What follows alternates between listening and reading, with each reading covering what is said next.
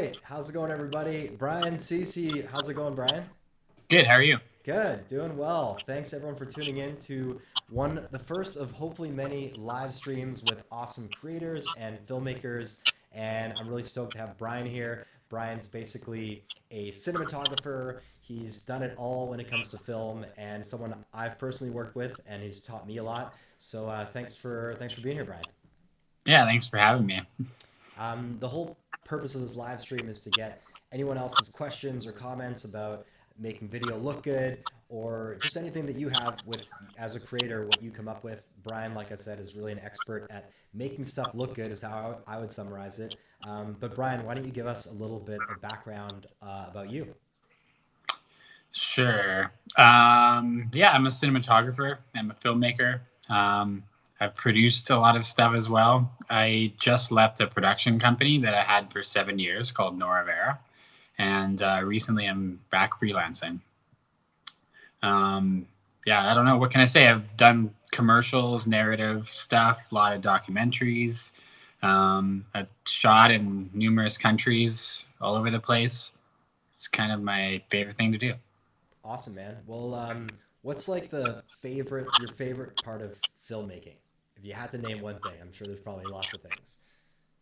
I personally loved like the camaraderie. I think being on sets with everybody and you get a good group together, it's like, it's like being on a team. Like I played hockey growing up, so it kind of brings me back to that a bit. You just kind of all work together and trying to achieve like what is essentially a giant problem to solve. Yeah, totally. Um, well, I know like before we dive into it, I have so many questions for you because, as a filmmaker myself, but someone who is definitely down a few rungs as far as skill set goes and making stuff look good compared to you. But before we dive into it, what are you doing now in this COVID isolation situation? Yeah, I've been thinking about this a lot, and it's interesting just how this scenario just brings everybody down back into an even playing field. So, like, Yeah, I think even people who are like, I'm a director, or I'm a cinematographer, like myself, you have to kind of revert back to anything that you can kind of get, which is yeah, so interesting because I'm doing editing right now for something that I probably wouldn't take on normally, and it's honestly humbling in a lot of ways. yeah, It's really funny and yeah, frustrating as well, but like, what can you do? You just kind of have to ride this thing out, and this is where we all are, everyone yeah, across the world. It's not even just here; we're locally. yeah. So it is what it is. Yeah, I think there's almost this exciting element that everyone's recreating themselves and trying to be creative. And I've seen so many new like I don't know people pivoting basically and creating new businesses off the cuff to figure out how to make money in a totally new world. Yeah, it's kind of hilarious. Yeah, I think it's going to shake up a lot of things.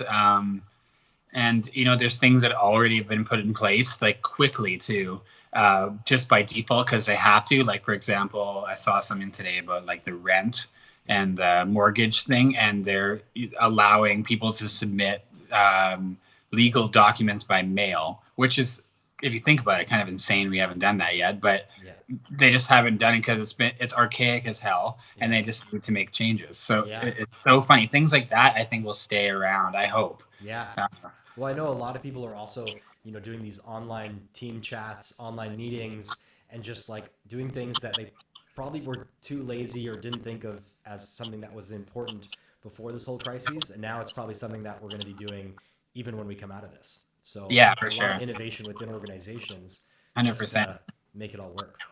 Yeah, exactly. Like a normal Wednesday night, I wouldn't be drinking a beer doing a live stream, but here we are. Here we are, exactly.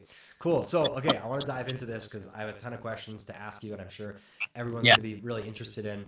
Firstly, what would you, and I know there's going to be a lot of things, but what would you classify as one of the most important things to consider when you want to make a scene look really good on video?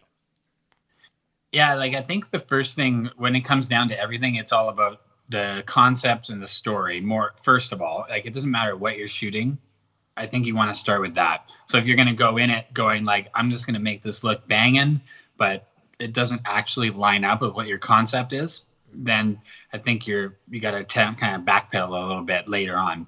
Yeah. So the first thing for sure is if you have a director on board, which at first you might not, you might be doing that yourself. Yeah. Just consider the concept and what you're shooting. Like, I think a good example is if you're shooting something light, like yoga, or like something that's meant to look bright and fresh. Don't be lighting it like a Breaking Bad movie. Just for reasons. Yeah. There's got to be a reason for it and the way you're lightening. But that's, I'd say, the most important thing. Cool. Okay. So, I mean, I know with my journey on filmmaking, when I started, I knew basically nothing, and I didn't realize lighting was such a big part of it. And Mm-hmm. I think a lot of people who are new in filmmaking, they just think, make it bright, and that's what lighting is. And I know I've even been on the news before, and they basically shone a really bright LED panel just like straight at me, and were like, boom, like blowing me out. What is lighting for people who don't really know what it is, or for people who just think lighting means make it bright so people can see you on camera? Yeah, like obviously for me, I think lighting has a lot to do with tone and mood and the way that you're trying to make this scene feels. And a lot of the time, that's like not up to you. It's really just, again, depends on the context of the scene. But I would say that the most important thing is just like evaluating what the direction is, and sort of chasing that. But in your example of the news is a funny context for lighting, because really they're just there to tell the story for first and foremost. So the reason why they're lighting you like that is so that in any scenario, if they need a light, they can just quickly turn it on and it'll just sort of work. And if you know what I mean, if the story's behind the person they're interviewing, then they're going to just blast you with it. Mm-hmm. But when you get into more like dramatic things, or if you're trying to light an interview like dark and kind of dramatic, you have so many more options to deal with. And it is important to try and pay attention to those rather than just like blast someone with lighting straight on. Right, right. So, I mean, there's so many different ways to light a scene or to create a scene. But if we, on a generic level, if someone just wants to make something really clean and professional, what's kind of a setup that you would go with as far as like lights go, or using ambient light that's relatively simple, but something that's going to look good on camera? Yeah. Um, when I first started doing this, I always seemed to kind of head towards like natural lighting. So a window is essentially, what soft boxes are replicating. So I would start with that. Like if you have no budget at all, just shoot with windows and natural lighting. Turn off all the lights and use your window, your natural light in your windows to start. And then you can just bring in simple things like bounces or reflectors, and just fill some dark spaces with those.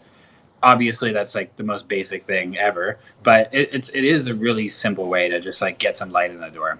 Right, right. And then when you're lighting your subject, you're basically trying to make it so they're not in shadow. Like I guess I can see on my face right now, I have shadow on this side, and then I have a big window right here, so I have natural light on this side.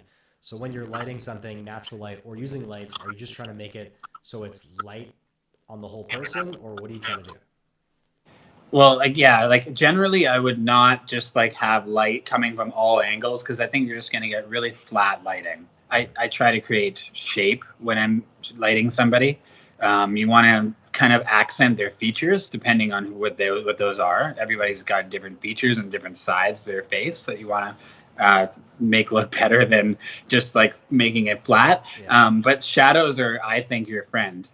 So when you're lighting something, even if you're in a bright room, if you darken one part of the room, you suddenly have some shape in your character that Right, you're lighting. right. Interesting.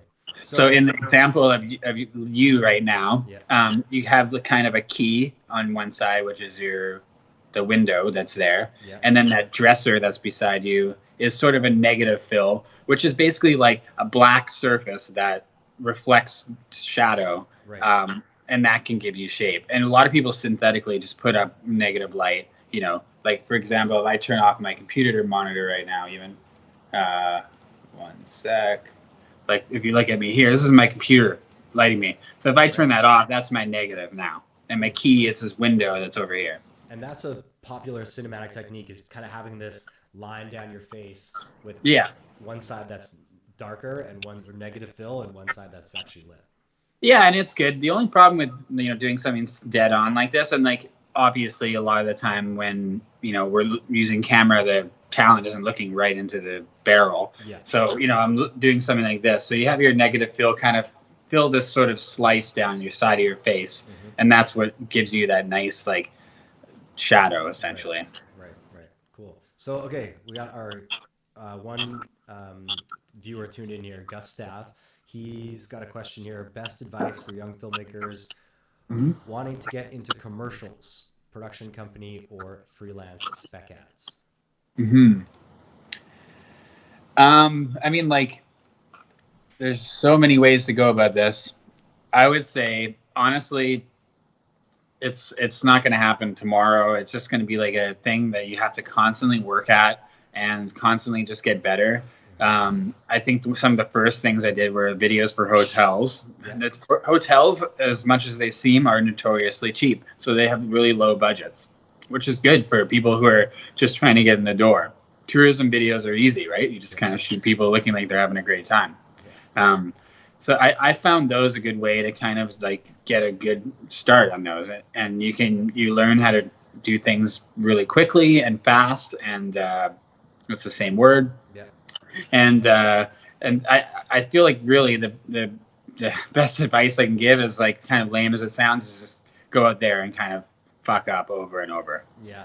And I think, like, I know what I had to do, and what I'm continually doing, and a lot of filmmakers and commercial videographers are doing it, is you're constantly creating a demo reel to show your best work. So that's like where you have to start, basically, is film some stuff, edit some stuff, and make stuff look good, so you can have something to show people when you go up to them and say, hey, I want to make a video for it. Yeah. The only thing is that with that is that I do feel like people chase that too much sometimes, and what you're left with is not really doing what you're supposed to be doing, which is actually just serving your clients. Right. So if you kind of forget about that, then I think you probably won't get a call back. So you should probably, I always used to think of it as like trying to find one shot in there that will serve your reel. And then you can spend a little bit more time trying to get that one shot. But other than that, just try and like to do the job and do it well, and like be a good person when you're on set. And I think you're going to get success that way. And it just kind of steamrolls. Eventually you'll just get more and more. It just takes time. It's just such a slow process. It took me like 10 years to get to where I am, and I'm still like nowhere compared to so many people. So I want to jump into lighting for a second. So if you have a really small budget, or no, let's say you have a medium budget, you got like $5,000 to spend on renting lights, what kind of lighting setup would you create? $5,000 is like pretty good. You can do a lot with $5,000 for sure. Like I usually will light things around like the 2,500 to 4 range, depending on what you're lighting. So if you have that much money to rent gear, are you talking about $5,000 for the whole project, or the budget? Just to rent lighting, $5,000. You got $5,000 to rent lighting gear. Yeah, I mean that sounds sweet. Sounds like a nice fat stack right there. That's a good project to get. So, I mean, it's so like, what would you put if you have essentially unlimited resources? Not unlimited, but. Yeah, I mean, like when you're dealing with that, you're not just dealing with lighting. You can add cranes. You can add, get a nice hydraulic dolly. You can do pretty much anything really. Like all the rental shops in town, especially, seem to be willing to give indie filmmakers pretty good deals if you maintain a good relationship with them. But I think $5,000 would, if I had it, I probably would stick with HMIs going through windows, depending on what you're lighting. Like, so okay, let's change the situation. Let's say you're lighting an interview and you have $500 to rent for renting lighting. Maybe that's a more like attainable example. Totally. There's a lot of good LED options out there. I think I would stick with those, but The location is a big part of it. I would probably get, like an aperture 300D Hmm. or something like that, or a Forza 500. Those are really nice with a softbox such as a Chimera. Um, I'd probably get a bunch of grip stuff, get some blackout duve. I would get like some like uh, flags to create negative fill. So Some let me like ask bit you, of background. Yeah. with your softbox, like that's a pretty important part of it, I know. And I know like when I've been lighting stuff, or even when you've worked on some stuff with me, the size of your softbox really matters. So can you speak to that for a second? Like what what kind of softbox do you buy? If I just want to buy a softbox to make my videos look good, what kind of softbox should I buy? Well, I think Chimera has probably the most options for like the sizes for things. But it really depends on what you're trying to pick up. Like if you have like a aperture 300D, for example, it's not a very bright light. It is like relatively, but if you need it to be really soft, it just won't be that soft. The softness, it all depends on the surface area of what you're lighting. Mm-hmm. And with that, if you can't light a big surface area with the light, then your light's not bright enough. So you need to kind of step up the game Right. depending on that. So essentially, if you have like an 8x8 and you're able to fill an 8x8 with light, you're going to have a soft source for a key. So that's generally what you look for. What I look for when I'm like doing an interview is like a nice soft key to start with, and then from there you build it, like depending on what your room looks like. But yeah, that's where I would start for Hmm. sure. The softer the light, the more soft it is, or And the bigger the source, rather. right. And then when I've used a softbox or even like a what is it called, the big giant square, Like the butterfly, like an eight by yeah, eight. yeah, just like an 8x8, a 10x10.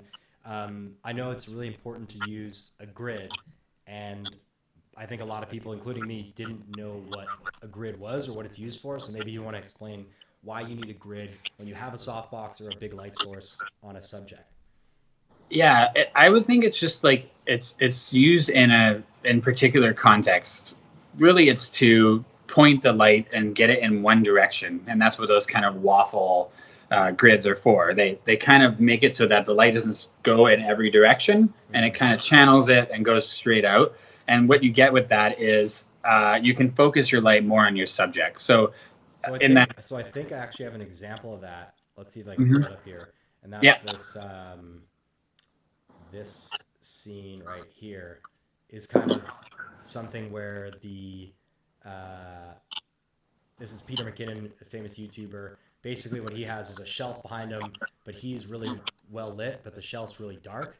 And I think I have a. Let's see if I can pull up this BTS version of that. Yeah, so here's like that setup where he does. It's hard to see in this picture, but he's basically got a big softbox with a grid that's not lighting up the background.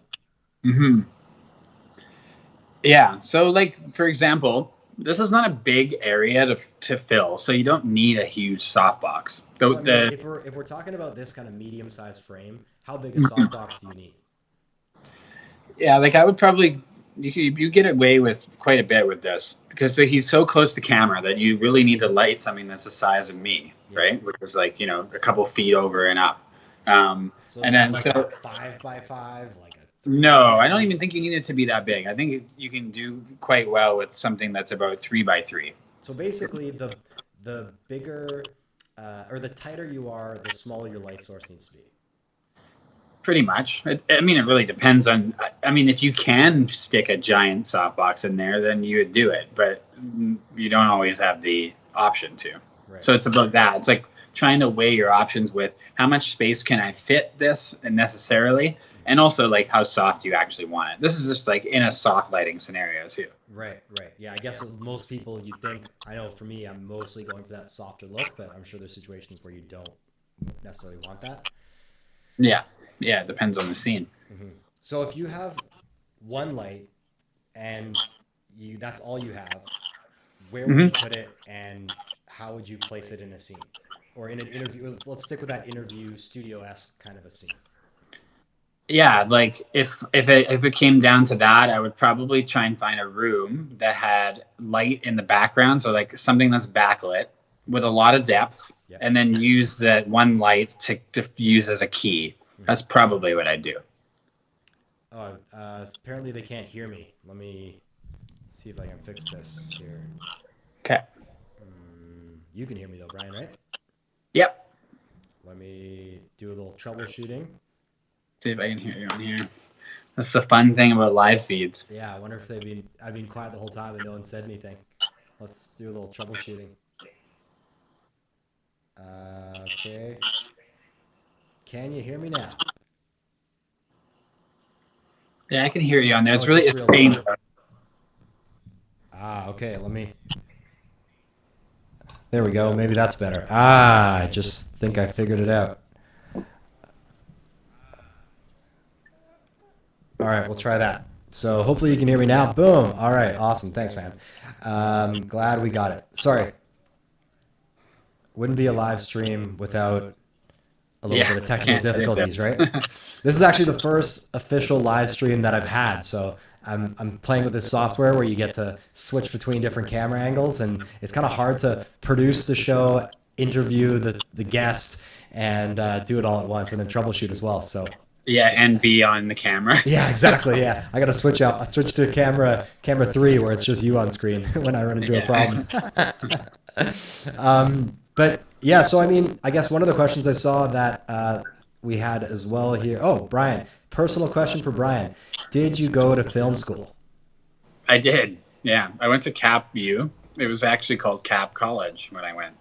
It was uh, it was good. It was a good experience, I would say. I mean, if I could do it again, I would probably, and I knew what I knew now, I'd probably just spend the money on a camera and just kind of shoot stuff. So if, that's what I would do. You wouldn't go to film school. What's that? Sorry. You wouldn't go to film school. Yeah, I went to Cap U. No, sorry, you wouldn't go if you could do it again. I don't think so. It really depends. I like the way that I kind of think about it is like if you have some idea about what you want to be doing, like a very strong idea, film school is a good general sense of like what is on set, and you can go and learn about what you like. But it doesn't really teach you anything really well. It kind of teaches everything just adequate. Hmm. Yeah, I Yeah. mean, there's so many people. Like, there's so many options online now to learn online or through YouTube. But I know anytime I get a new piece of gear or anytime I like buy a new camera, I'm on YouTube, kind of learning how to use it, and I find I get tons of value out of doing that and actually applying myself versus maybe going into a Yeah, classroom and it's learning true. about it. It is easy now to just buy, even like an A7S has like a pretty good dynamic range, and you can kind of do a lot of damage with that, just kind of going and shooting stuff. But if you wanted to become like an AD or like a, you know, something in the like bigger sets like that, I think the only real way to do it is to just kind of chuck yourself in the system and just go and do it. So, I mean, how do you? I think a lot of people ask this question is how do you kind of go from shooting a bunch of stuff to getting clients that pay you a decent amount for video?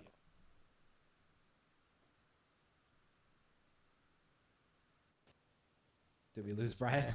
I think we may have lost Brian. All right, we're going to sort out these technical difficulties and then maybe we'll come back. Just 1 second.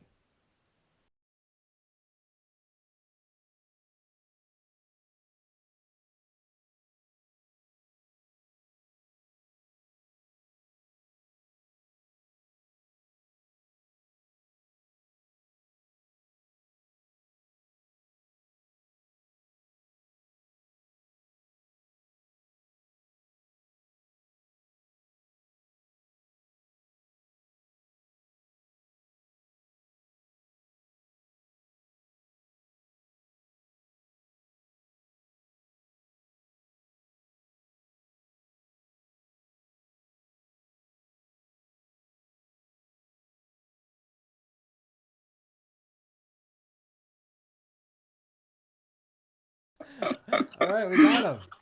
He's back. What happened there?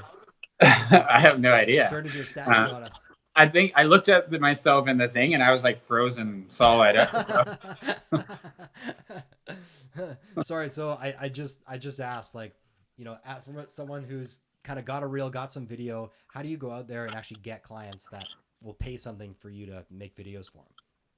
Yeah, it is challenging. I think a big network helps. Like I'm from Vancouver, you are as well, Blaise, Mm-hmm. and so automatically we just have a little bit of a network just through that. But basically, I think it's really just about just trying to find. You can start with just going and find some local shops that will be willing to just do videos for cheap, and just start building your reel that way.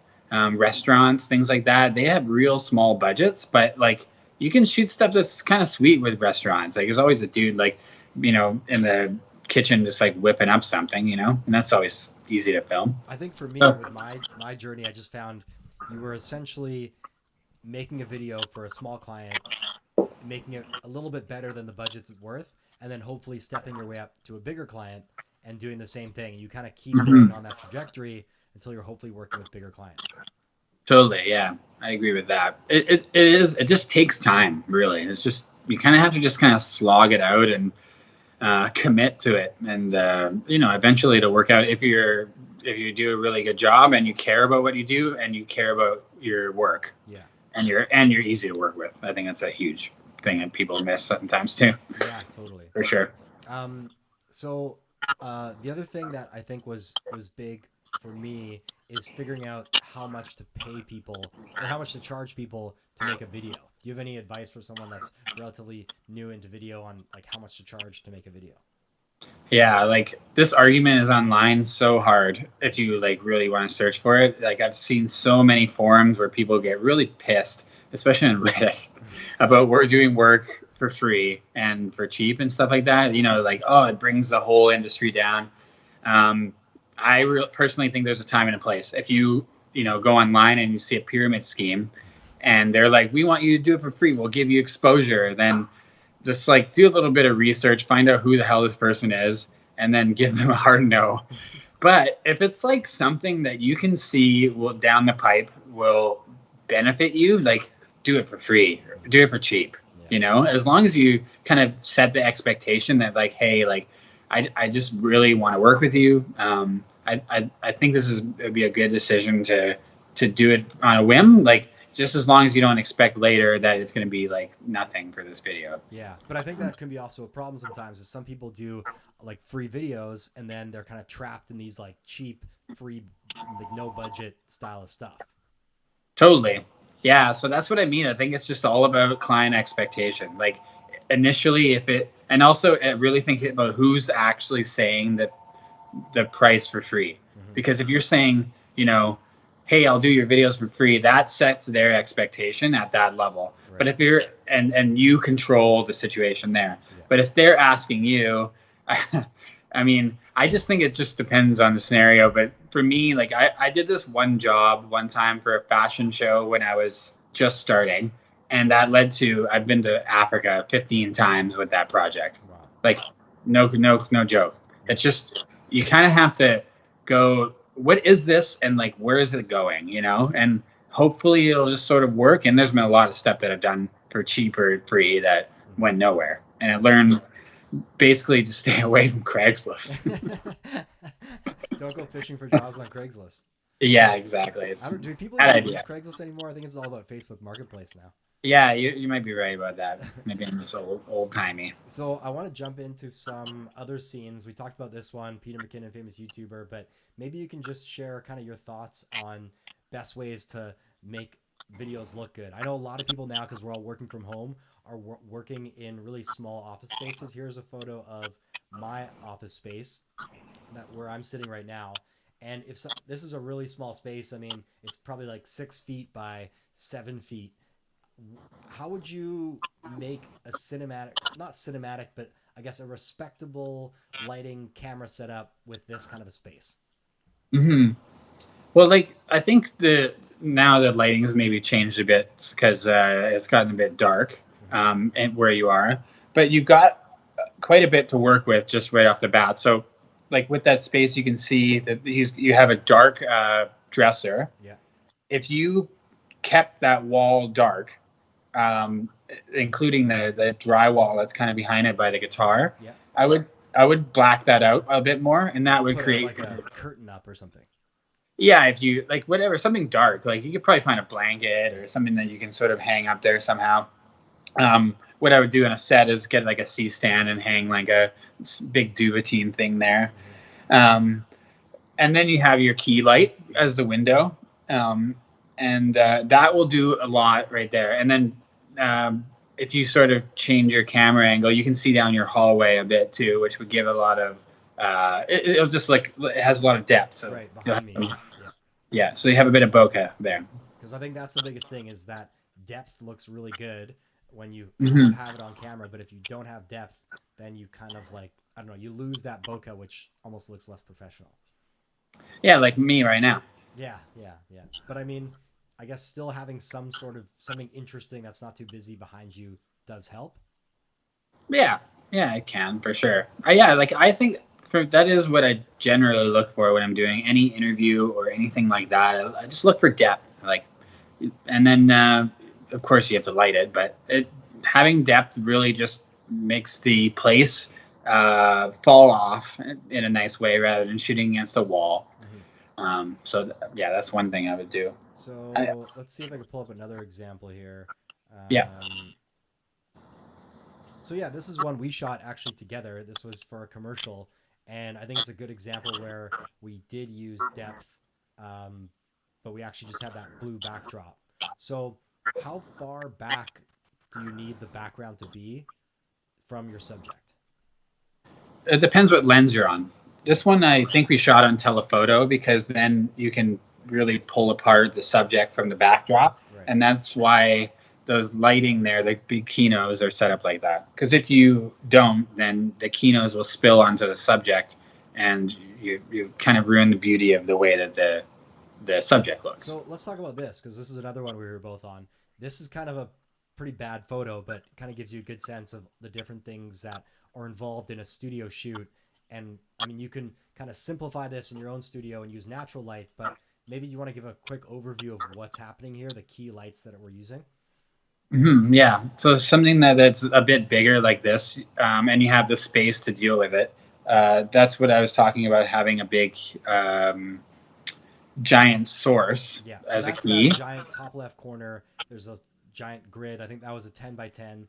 And then there's a big HMI light behind it. I can't remember what we used, but it was like a M12 or something. Yeah, that was a HMI 1.2, Right. an RE 1.2, or an M12. Yeah. Yeah. Yeah. And then the same thing as before, you separate the subject from the backdrop, so you can use those other source lights to fill the backdrop. The problem with the more space you have, the more lighting you need, because if you have no natural lighting, you have to light the whole thing yourself, And the right? problem isn't with the subject. The problem is actually with the background. You don't want kind of that vignetting on the edges or change of lighting. You want it to be kind of consistent throughout the whole backdrop. Hmm. That's right. Yeah, and you need a lot of lights to be able to do that. So That's why it's setups like this are so expensive, because you just need to get quite a bit of lights. I think there's like 7 or 8 lights up. yeah, and the only thing that's really on the subject is that big key light as well as a hair light. Right. And then the rest is either a small fill or a hair light on the back, or and then a negative if you can, manage to make it make sense for the context So, of the scene. right, right. So I mean, here's a screenshot of how we shoot our YouTube videos of me, and Mhm. I mean, from your standpoint, without actually knowing what we've got set up here, you want to give it a bit of a critique on how you would do it, or what's good, or what you don't like. Yeah, like it's a really simple setup. Like it's if you light the brick in the background straight up, then you can create some shadows in the bricks, and so you get nice texture. Yeah.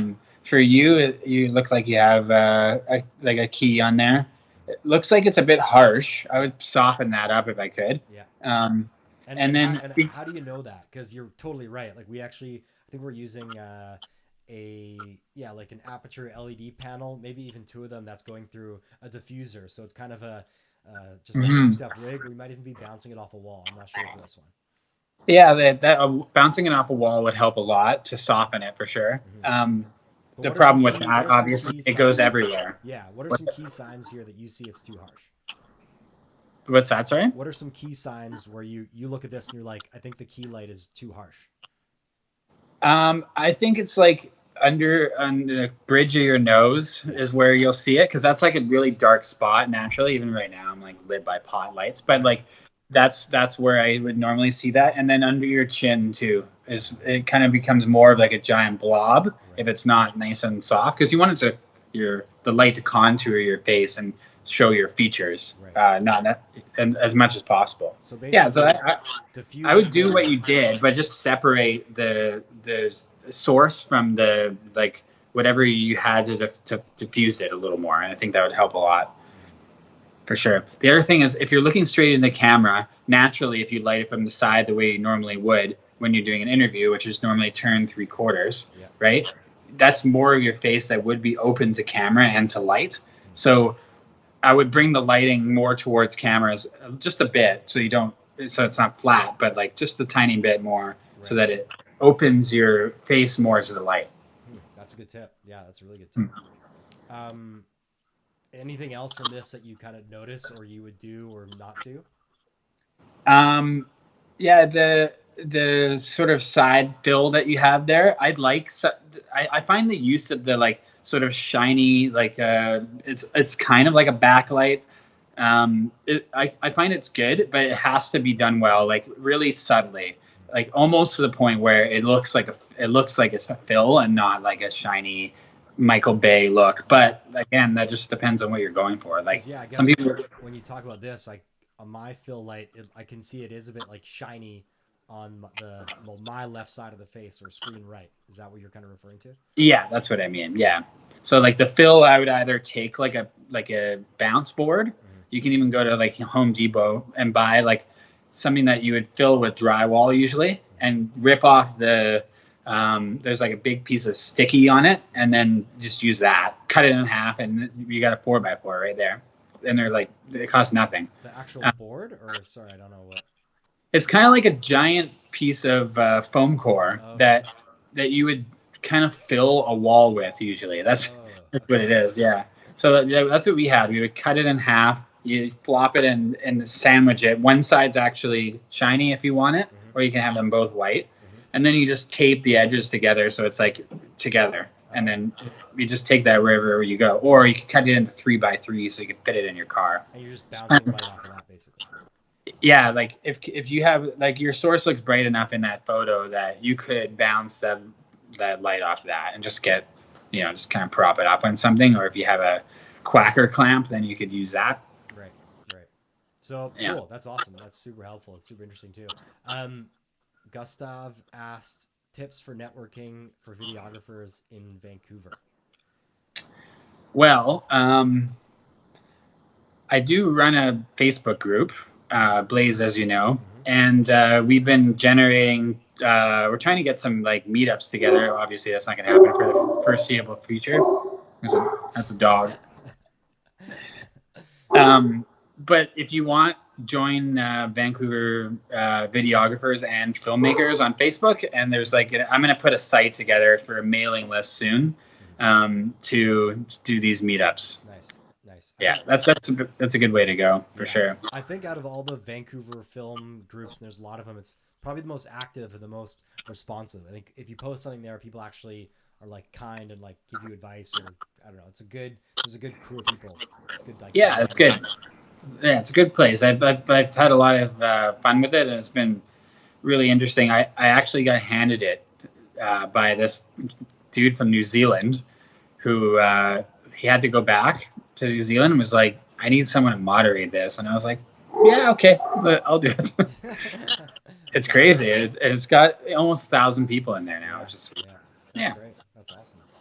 Cool. yeah. So, okay, we're getting kind of close to the end here, but I wanted to touch on a few things before we Hmm. wrap this up. What kind of projects do you have coming on the horizon? I know there's now this whole COVID situation, but maybe what are you changing or what are you planning on doing with this? And then what do you kind of have on hold once the world goes back to normal? Well, right now, I mean, I have a couple of things to do. I do a lot of work with a nonprofit that I went to Africa with in January, so I'm like finishing up some posts on that. And yeah, there's like probably 8 or 9 projects in the pipe, and then they just kind of all slowly like just fell off the face of the earth. The pipe blew up. But that's okay. Like they'll come back, I hope. I think We'll now is probably a better time than ever for up and coming filmmakers to really like learn and just try things at home and kind of improve their skills. So when the world does kind of reset, it's almost like everyone's gonna come out of the gate running, and it's gonna be a whole new landscape of opportunity. Yeah, I think it would be interesting. I mean, like I'm pretty anti-capitalist, so I'm really interested to see what happens with the U.S. about all of this. But I think that there's tons of opportunity. You're right. It could be crazy, for sure. Yeah. So, oh my God, you still there? Uh-oh, did we lose you again? Okay, here. Cool. Awesome, man. Is there anything else you wanted to add that you think would maybe be helpful or interesting, or things you really like doing before we kind of wrap up? Yeah. I love taking pictures. That's one of my favorite things to do. That's basically how I kind of fell into this. I just started getting into composition and the way things looked just by looking through a camera, and that I will always do that. But I think that's a good way to kind of get moving. I also think that there's always the thing that I distinguish between filmmakers is there's people who are very technical, and there's people who run by the seat of their pants and are able to sort of just like feel it out. I'm definitely more on the feel it out side, and there's not really a worse or better version of that. It's just like figure out which one of those two you are and like run with it and don't look back, you know? Yeah. But I do feel like when you kind of run by the seat of your pants, which is what I do, you end up making decisions that you can't plan, which is why I love to do it that way. That's awesome. Yeah, for sure. Cool, man. And if people want to follow you, I know you're not a huge social media user, but where can they follow you, or how do they see your work or stay in touch with what you're doing? Yeah, my website, which is brianceci.com, and then just at Brian Ceci on Instagram. I do it because I feel like I have to post on Instagram, but I really dislike it. Yeah. It's a beast that you have to feed. Cool, man. Well, thanks so much for being the first guest on this live stream and working through a few technical problems. But I think for me, just hearing you talk and hearing your expertise is awesome. I learn something every time we do chat. So this is great, man. And hopefully it helped other people that are listening out there as well. Yeah, for sure. Feel free to send me a DM at all. Like I'll answer it for sure. So Don't worry about that. Thanks, man. Thanks so much, and looking forward to doing the next one. And we'll chat soon. Sounds good. All right, buddy. Take care. Thanks. 3, 2, 1.